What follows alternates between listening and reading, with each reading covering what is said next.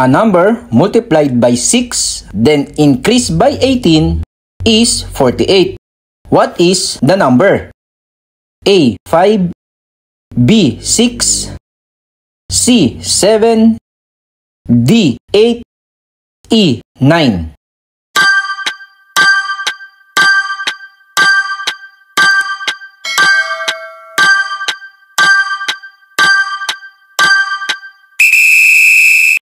Pataasin ang chance na makapasa sa civil service exam sa tulong ng Earls Review Channel.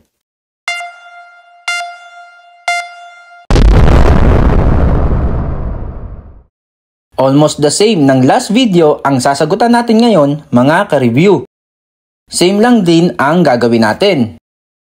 A number n multiplied by 6, then increased by 18. Ito lang ang pagkakaiba. Yung naunang video, decrease. Ngayon naman ay increase. Kaya plus 18. Itong is equals 48. N multiplied by 6, 6n. Plus 18 equals 48. 6n equals 48. Itong plus 18 magiging minus 18. 6n equals 48 minus 18. 30. Divide both sides by 6.